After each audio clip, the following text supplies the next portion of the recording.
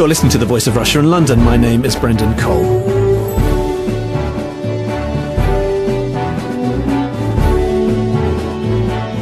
Almost 45 years after it was first launched, that London institution, the magazine Time Out, has become a freebie. It's joined the growing ranks of free titles in the UK. The London Evening Standard also made a switch from paid-for to free distribution. But with this rise in free titles and the availability online of most major newspapers, what has been the effect on content?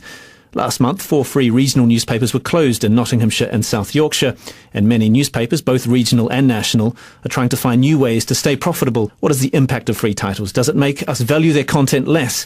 Will free titles eventually replace paid-for titles, forcing them to come up with more effective ways to make money and stay afloat? Well, to discuss this, I'm joined by Greg Mile. He's launch director at Time Out magazine, Lisa O'Carroll, who's a journalist for The Guardian, Scott Rogers, who's a lecturer in media theory from London's Birkbeck University. On the line, we have Professor Robert Pickard, Director of Research at the Reuters Institute for the Study of Journalism at Oxford University. Thank you for joining me here on The Voice of Russia. Greg, I'll start with you. First, about Time Out. What's the thinking behind becoming free? Is it a last-ditch attempt to save a title that's losing circulation? For us, it was actually a very positive and almost aggressive move. One of the things that we've noticed over the last 5 years is that London has become a free marketplace. There are, both in newspapers and magazines now, there are very high quality, very credible titles which people read. And obviously with the growth of the internet, that's also affected paid for products. So for us, it was about saying, okay, where is the market now? Where is our audience? And how do we want to serve that audience? I'll turn to you, Scott. I mean, do you think that these free titles, now that Time Out has become free, does that pose a danger to paid for? Does it make us think of content a little bit, something that should be got for free? Well, I think the thing to keep in mind is that publications like Time Out, the London Evening Standard, going free, it's a brilliant move on the one hand, but it's very context specific. It relies on taking place in a very specific media market, and that market being London. You know, for the average Londoner, a major way to talk about the city is to talk about one's journey. What's your journey like into work? Whereabouts do you live? Is the journey a long journey? 3 out of 5 Londoners have a longer journey than half an hour. Over 50% of Londoners take public transport into work. Publications like Time Out, the London Evening Standard, are feeding off of that sort of context. So what's really important to remember is that this experiment is something that works in very particular settings, very particular cities. And actually, it's good to keep in mind also that Time Out, London Evening Standard are not the innovators in this respect, but they've come in late. They've taken the plunge after other examples have shown the possibility of this free model. Greg Mile, do you view it as a kind of experiment? Because, the Evening Standard has gone free for 3 years. I guess it's an established route. Yeah, I don't view it as an experiment, but I agree with a lot of what Scott says. It is very context-specific. London is a city where people work hard and play hard and don't have a huge amount of time. Therefore, if you can produce a product and give it to people in the way that fits into their lifestyle, and they can read it in the free time that they have, which is their commuting time, that's clearly going to be a very successful use of media in its broader sense. Robert Pickard, you once said, I think it was a couple of years ago, that newspapers deserve to die. What do you mean by that? What I've said about that is simply that many of them are still pursuing 20th century strategies.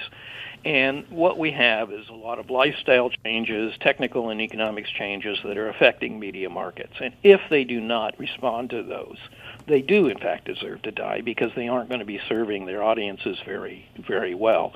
And in the information age that we have there today, the scarce commodity is not information, but audience attention. And so if you're not chasing the audience, if you're not going to where the audience is and providing information in the forms that they want to, you're only talking to yourself in the end. So you have to be meeting the audience where it's working. And for certain types of content, the kind of free mobile markets work very well for serving them. Lisa O'Carroll, you work at The Guardian, and The Guardian has seen an incredible online presence. I think it's the 3rd biggest news website in the world, but circulation of the printed version of The Guardian is going down. How do you see the future of your publication? Do you see it being completely replaced, or do you see that there is still a strong market for a paid-for printed publication that people want? Oh, there is for the moment. I think everybody has agreed that newspapers have a very finite life in print form, and Robert is absolutely right there. The Guardian like most of the major brands of national titles in the UK, have very successfully chased the audience. The audience is online, and The Guardian reaches the audience. The problem for the newspaper as a brand is that it's the print title that is, certainly in The Guardian's case, is generating something like 70% of the revenue. The revenue has gone from the newspaper industry because of the structural change, because of the internet. So at the moment, newspapers are suffering from structural change. All the recruitment advertising, the classified advertising has disappeared. You can, if you're selling a second-hand car, you don't have to go to a newspaper. If you're a hairdresser, you don't have to go to a local newspaper to advertise. You have your own website. There are different ways of communicating for advertisers, and that's a really serious problem for newspapers. But do you think, The Guardian obviously has a philosophy of it being freely available, the content being freely available, and I suppose it has a slightly different business model. It's run by a trust. There's been reports that despite its 30 million unique users, which is an enormous amount and the most popular, I think, in North America, it's still not really making money, is it? No, it's not. It's losing money. Everybody's very open about the figures. The Evening Standard, which is free, the owner, Lebedev, the Lebedev family, they're losing, money hand over fist, because they also own The Independent, whose circulation is around 50,000, I believe, and don't particularly have a strong online presence. I think it's widely acknowledged newspapers will disappear. Some people think, a broadsheet, possibly a tabloid, will be gone within 3 years. Certainly Rupert Murdoch at the Leveson inquiry said, I think he was being optimistic. He said maybe 5-10 years, but he believed 20. The Sun, there will be a vestige of an audience for a mass market tabloid. But the challenge for the newspaper industry is how the hell do you make money out of online? You can get the audience, no problem, but it's whether the advertising model works. Greg Mile, it's not just a challenge for the newspaper industry; it's a challenge for magazines such as yourself. Do you think that print distribution is an expensive and inefficient way of getting content across? This is a difficult question, because for me, I see lots and lots of different models, and I see they can all work in different ways. In the UK, in terms of paid for supply of magazines and newspapers, there are a tremendous amount of them. Right? It's one of the biggest markets for newspapers in the world, behind Japan. Would it be more efficient from a structural perspective if there were less of them? Would people be more profitable? I don't know. Do I think that you can do both and have different ways of operating in different parts of the country and in different, free works in London, though. It works in London because of the concentration of people. It doesn't work in Sussex. It's there's a different business model in Sussex because you don't have the concentration of people doing similar things with similar interests. So it's just a question of different business models for different areas. You're listening to The Voice of Russia with me, Brendan Cole. We're discussing the future of print media with Greg Mile, Lisa O'Carroll, Scott Rogers and Robert Pickard. Scott Rogers, do you see the business model for paid-fors has changed forever? We have, say, a newspaper like The Independent, which has a relatively small circulation, is kept afloat by the largesse of a very wealthy oligarch. Do you see that this is perhaps the future? It'll need to be bankrolled by somebody that has the money to lose, effectively. It is possible that you're going to have this echelon of quality papers that are funded by an oligarch, or they're going to be funded by some sort of foundation, possibly, or you're going to have investigative journalism that is funded through some sort of foundation, and then that is used by multiple media sources. I think one of the things that is kind of in the background here is, in all this discussion about business models, and that's sort of the obvious answer of why everyone's worried about print and how sustainable it is, because you need advertising display space, you need to maybe sell physical copies. But there's also something in the background of those anxieties, and that is the kind of stories you can tell with print, which are different than the stories you can tell online. Classically with print, you have this sort of diorama where, heroes and villains and victims are presented to the reader as a kind of, in a shared world, and you can flip through the pages, you can ignore some stories, but you're subconsciously exposed to that. With the web, you have a very different thing. You have an index, and you choose your hero, the stories you want to hear about heroes, villains, and victims. And then maybe you share those stories with your niche of friends. So you're leading to a fragmented kind of environment, and that worries journalists. So it's not just about sustainability, which is very important. It's about having the ability to actually do investigative news, for instance. But it's also, what kind of news can you do? What kind of stories can you tell? Robert Pickard, if we do shift all to an online world and competitors give their news away free online, will that have any impact on journalism itself? Well, all of these issues basically come down to the question of how are you going to finance. But we've had very good journalism, for instance, in media that have given away their material for free. From television, radio, have done so for 75, 80 years in very good forms in many countries. But what they've been able to do is to construct an underlying business model that allows them to do that. When we look at the issue of, well, if one of the business models is going to be having it subsidized by somebody, we've always had problems with that because those have existed in various formats for 200 years. Typically, when they are subsidized by somebody, they either have a political interest that they're trying to pursue or they have industrial interests that they're trying to pursue. And ultimately, those come into play, and those have led to criticisms for 200 years. It has been only really the modern past 50, 75 years that we've had a model that was allowed newspapers to be funded primarily by advertisers who were kept generally at arm's length, but in some cases did interfere with content as well. So we're in a point of change, but I'm not convinced that we won't be able to find a way to make it work. But it's not easy for us to make it work, and it's very difficult for those companies that are struggling with operations in one area with one business model and now moving to the new business models in the digital age. But Robert Pickard, I mean, there is still a market for old media, so-called old media. I hate to use that term, but there are magazines that are doing very well. The Economist is selling like some 1.5 million copies. There's magazines like Monocle, which prides itself on being a tried and tested magazine rather than an online offering. There is a market out there if you offer the right stuff, isn't there? Well, that's exactly the point. And so you have to be able to be providing something that's not generally available elsewhere. You have to be providing it in a format or a form or with analysis that's not elsewhere to make it paid for. We also need to remember that, even though the digital world is growing, 2/3 of all advertising money in the world today is still in print media. It's still in the newspapers and the magazines. And so there is a huge amount that is there. It's just very difficult for those publications that serve general interests or serve interests for which the information they give is widely available in other places. And for them, they're having a difficult time making a switch.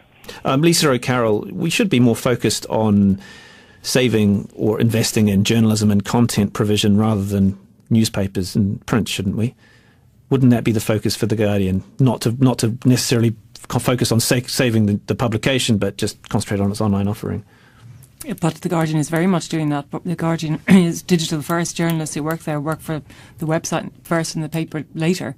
It's terribly integrated. But one thing that one point I thought it would be interesting to raise, Robert talked about television and radio providing, good quality journalism for free for however many decades. The newspaper industry is facing, and the magazine industry is facing another challenge, is mobile. If you think it's hard to get advertising online, it's even more difficult on mobile. And that's going to be, that's another problem that's just going to add to the mix of challenges that newspapers are facing. How do you see that challenge, Greg Mile? I think one of the really interesting things here is that everyone's focusing on advertising as the major source of revenue. I mean, historically, newspapers have had cover price, advertising, and classifieds as their revenue streams. Classifieds gone away, advertising's held up. It's sort of worked. The reason the price of advertising stays reasonable in newspapers is a supply and demand question. There's lots of demand. There's a reasonable amount of supply, not unlimited. Online, you've basically got unlimited supply. So anyone can build a website. It can drive traffic. So if you look over the last 15 years online, the ad prices have consistently and inexorably fallen and will continue to fall. So if you're turning around and you're saying, I'm a magazine, I'm a newspaper, I'm going to go online and I'm going to make money out of advertising, which will pay for the journalism and the content and the structure, structure of the site, it's not going to happen. The advertising rates aren't strong enough. You need to think about other ways of making money. And what are these other ways of making money? Well, we're no experts, so it's important to also be very humble on that. We look very heavily on the transaction side. So Time Out specifically is a guide to entertainment and going out and what's on in London. That's how we see ourselves. We provide reviews to theatre and shows and art and film. We are now focusing very heavily on the transaction side as well. So we have the content and we're taking people right through the journey from I've never heard about this thing before to I pick up the magazine on Tuesday morning, I hear about something for the first time, I go online to check out a bit more, click, I can buy tickets. So we're looking to control the whole process within our little sphere. Scott Rogers, I suppose in the past magazines and newspapers have acted as gatekeepers to content.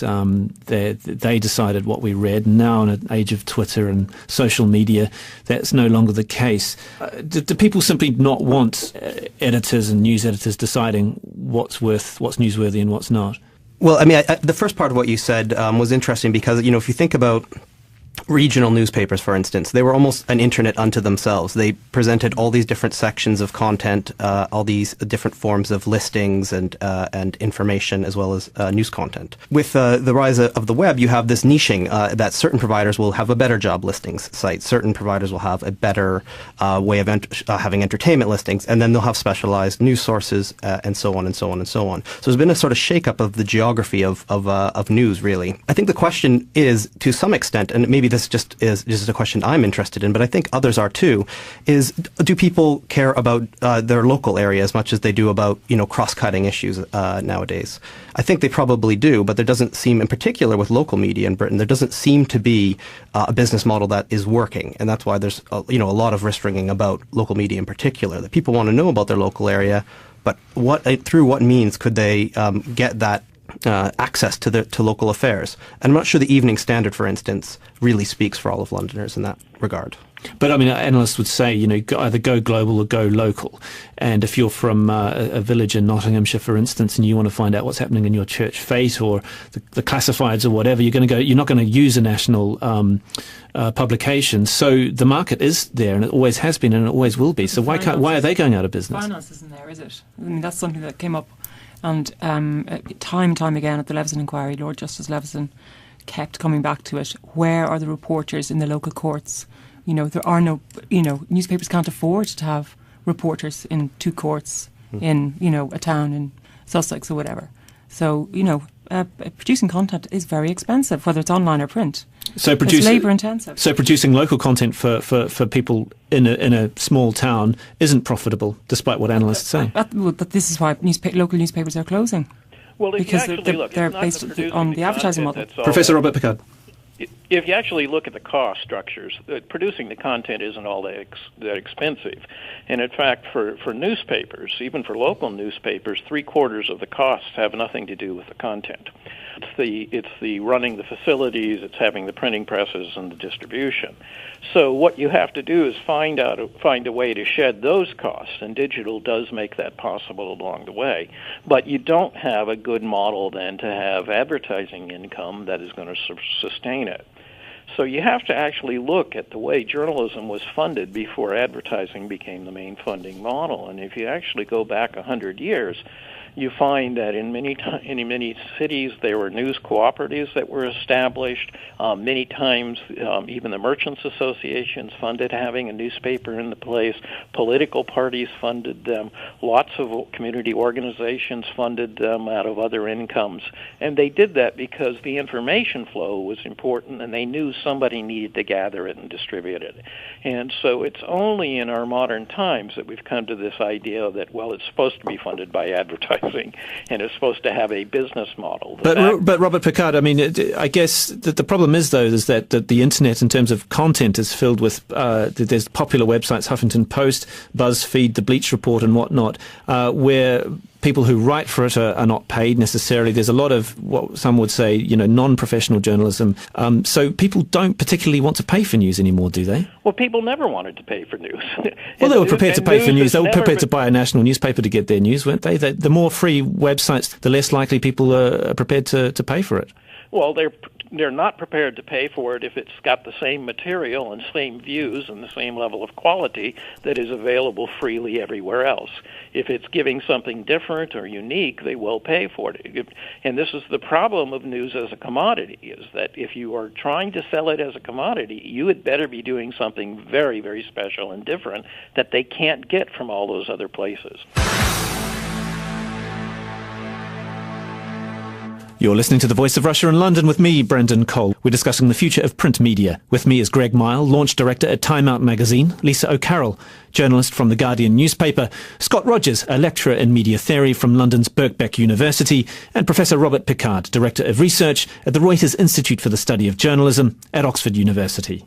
With your strategy, Greg Mile, at Time Out, is your publication focused on value-added content in terms of, you mentioned earlier that the publication will be slightly less, you'll have less pagination, but you'll be adding something that people won't get from other outlets, other listings magazines? I think the first thing to say is we don't see ourselves as a listings magazine anymore. And I think Scott made a point earlier about local newspapers being a sort of print internet before the internet came, and that's what Time Out was. So we're now much more of this entertainment, what's on and going out magazine, and that works. And well. A cultural magazine as well. Yeah, it's a cultural magazine. We have our area that we talk about, and luckily for us, we have a strong brand name. So we've been able to launch and have a very, very strong response, very positive response from Londoners. Is what we do particularly innovative or different from anyone else? Maybe, maybe not. Time Out has a strong reputation, has strong journalists who work for it. We have trusted reviews, and people like that. Could someone come in and completely copy it? Yes, they could. Would they? Probably not. There's a point where there's a natural monopoly. We have that space. Advertisers go with us because they like us and trust us. If someone came and tried to do exactly the same thing, could they? Yes, they physically could. Would they have the same level of success? I don't know. Scott Rogers, but what about free news websites and the idea of paywalls and how effective or ineffective they've been? There are some notable successful paywalls, the Wall Street Journal, FT.com and so on, but they're offering pretty specialized content. Do you think when newspapers migrated online, say a decade ago or so, they kind of missed the boat on trying to come up with a proper business model that would work online where they could make money? Well, I think, the consensus seems to be that that newspapers did spend a lot of time remaining convinced that they didn't necessarily need to change, that the internet was something else that they could defend themselves against, defend their monopoly position against. Now what you have is a lot of attempts at experimenting with different types of business models. And it's interesting, if you look at the case of the Times, it's sort of like an inverse of the free distribution at a local scale. The Times couldn't distribute themselves in that way because they don't have this readership which they can define as mainly commuters in a local area that they could distribute to at choice public transport stations. So they have a dispersed group of readers. They have to find some other way to make their business model work, and that's not going to be by increasing readership. They're too niche, and their readership is too dispersed. There's no real solution out there at the moment, but I do agree that most major newspapers seemed to wait and see for perhaps a little bit too long. The introduction of a paywall, and it was met with a lot of criticism, I suppose, in some quarters, but it has changed the way people view the Times. So isn't Murdoch trying to at least have some kind of change of perception of this may take 5-10 years' time, but one day you will value this stuff? I think he's trying to lead by example. He's trying to shift thinking that people should pay for quality content online. But then if you look at what The Guardian's trying to do, they're trying to lead by a completely different example, which is put a lot of free content online and hope for a kind of global presence and hope for the best in that respect. There's competing philosophies of what the internet and how news should exist on the internet there. One is a sort of something specialized niche that you pay for. The other is something that's more connected and more distributed across perhaps many platforms. So The Guardian doesn't mind if you're accessing their content through Facebook, and in fact they sort of have given over to these other platforms. And Lisa O'Carroll from The Guardian still makes money from other aspects like apps and things for iPads and iTouches and iPhones and stuff like that. I mean, that's a profitable strand of the business, isn't it? You've got me there. I have no idea. I don't know what the figures are in terms of the app. They're fresh. They're new products. But I know in the Times case, they've been quite public about it. They're making more money from the number of subscribers. I think they've got about 110,000 than they did when the site was free. So they've lost, they've decimated their audience, but they're not breaking even or anything. I think the iPad, and Murdoch also said he created a special newspaper for the iPad, The Daily, which hasn't worked. But I think everybody, even The Guardian, which was very, very, very, very opposed to paywalls, everybody's watching and waiting for somebody to deliver a successful model. And I'm sure The Guardian, despite its implacable opposition to paywalls, if Murdoch proved that there was a holy grail with paywalls, it would never rule it out, potentially. Yeah. And I guess with the example of The Guardian, that's certainly content that probably a large number of readers would be prepared to pay for. So that is in the back of their minds, I guess. The Guardian was one of the first to go online back in the 90s, and it has been free, and it has created an expectation amongst Guardian readers that the content will be free. I mean, I think it would be an enormous shock if the Guardian adopted a paywall. Robert Pickard, I guess you could argue that Rupert Murdoch is looking at saving the newspaper business, the print business. People like Ariana Huffington with the Huffington Post is keen on replacing it with and ensuring the primacy of online publications. Which one do you think will prevail? Be a hybrid of both, and I think what's particularly interesting now is that there are many operators that started digital only that are now moving into print publications as well. So that, there are benefits for both, and you reach people differently and in different ways with them. You can have different business models for both, and it's a matter we're now figuring out which ones work online, which ones work if you're using apps and tablets, which ones work if you're using print, and it works in different ways. But there are fundamental cost differences that once you move into print, you run into the problem that print is very good if you have large audiences, and it becomes very cost effective with very large audiences. If the audiences are smaller, if the audiences are diffused, it becomes a big problem in terms of the cost effectiveness of it. So some print will stay for a while and for a long period of time, I believe, but we'll have a lot of things moving more and more to digital as well. Greg Mile from Time Out. How do you see the next 5 to 10 years panning out? I mean, there is still something tangible about holding a magazine rather than getting the information online. This is a move that will hopefully keep the publication alive and well, won't it? We hope so. Certainly people like reading, and if you look at media in its broader sense, there is media you read, media you listen to, and media you watch. The fact is that the internet has come in, and that's a challenger on media you read. There are people who like reading things on their phone. It works for some content. It works for Twitter. It doesn't work for magazines. iPad's now a medium that works much better. It's still not as good as a print-based publication. Maybe there'll be something in the future that is amazing. Let's wait and see what happens. But certainly with the electronic options out there at the moment, magazine quality and the inherent qualities of magazine deliver a hell of a lot more than the electronic world does. Scott Rogers, people were predicting 15 years ago the demise of newspapers, and they're not going away, are they? I mean, newspapers and magazines are here to stay, aren't they? I think that what's really important is to take some of the emphasis off medium. So don't think so much in terms of newspapers and magazines as such or as printed objects, but think about what people are really worried about is journalism, or maybe more generally content, and how to make that work in different forms of distribution, different forms of presentation. We tend to be attached to things like the newspaper, magazines, for what they represent rather than what they actually are. So I'd just like to finish by thanking my guest, Scott Rogers, lecturer in media theory from London's Birkbeck University, Lisa O'Carroll, journalist for The Guardian newspaper, Greg Mile, launch director at Time Out magazine, and on the line, Professor Robert Pickard, director of research at Reuters Institute for the Study of Journalism at Oxford University. Thank you for joining me on The Voice of Russia. Which is their commuting time, that's clearly going to be a very successful use of media in its broader sense. Robert Pickard, you once said, I think it was a couple of years ago, that newspapers deserve to die. What do you mean by that? What I've said about that is simply that many of them are still pursuing 20th century strategies. And what we have is a lot of lifestyle changes, technical and economics changes that are affecting media markets. And if they do not respond to those, they do, in fact, deserve to die because they aren't going to be serving their audiences very, very well. And in the information age that we have there today, the scarce commodity is not information, but audience attention. And so if you're not chasing the audience, if you're not going to where the audience is and providing information in the forms that they want,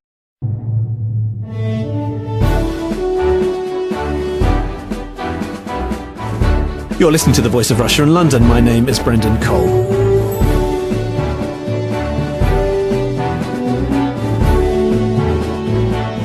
Almost 45 years after it was first launched, that London institution, the magazine Time Out, has become a freebie. It's joined the growing ranks of free titles in the UK. The London Evening Standard also made a switch from paid-for to free distribution. But with this rise in free titles and the availability online of most major newspapers, what has been the effect on content?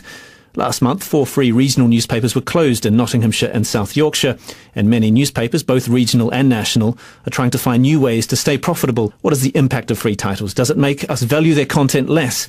Will free titles eventually replace paid-for titles, forcing them to public transport into work? Publications like Time Out, the London Evening Standard are feeding off of that sort of context. So what's really important to remember is that this experiment is something that works in very particular settings, very particular cities. And actually, it's good to keep in mind also that Time Out, London Evening Standard are not the innovators in this respect, but they've come in late. They've taken the plunge after other examples have shown the possibility of this free model. Greg Mile, do you view it as a kind of experiment? Because, I mean, the Evening Standard has gone free for 3 years. I guess it's an established route. Yeah, I don't view it as an experiment, but I agree with a lot of what Scott says. It is very context-specific. London is a city where people work hard and play hard and don't have a huge amount of time. Therefore, if you can produce a product and give it to people in the way that fits into their lifestyle, and they can read it in the free time that they have, it's also affected paid-for products. So for us, it was about saying, okay, where is the market now? Where is our audience? And how do we want to serve that audience? I'll turn to you, Scott. I mean, do you think that these free titles, now that Time Out has become free, does that pose a danger to paid for? Does it make us think of content a little bit, something that should be got for free? Well, I think the thing to keep in mind is that publications like Time Out, the London Evening Standard, going free, it's a brilliant move on the one hand, but it's very context specific. It relies on taking place in a very specific media market, and that market being London. You know, for the average Londoner, a major way to talk about the city is to say, to talk about one's journey. What's your journey like into work? Whereabouts do you live? Is the journey a long journey? 3 out of 5 Londoners have a longer journey than half an hour. Over 50% of Londoners come up with more effective ways to make money and stay afloat. Well, to discuss this, I'm joined by Greg Mile. He's launch director at Time Out magazine, Lisa O'Carroll, who's a journalist for The Guardian, Scott Rogers, who's a lecturer in media theory from London's Birkbeck University. On the line, we have Professor Robert Pickard, Director of Research at the Reuters Institute for the Study of Journalism at Oxford University. Thank you for joining me here on The Voice of Russia. Greg, I'll start with you. First, about Time Out. What's the thinking behind becoming free? Is it a last-ditch attempt to save a title that's losing circulation? For us, it was actually a very positive and almost aggressive move. One of the things that we've noticed over the last 5 years is that London has become a free marketplace. There are, both in newspapers and magazines now, there are very high quality, very credible titles which people read. And obviously with the growth of the internet, that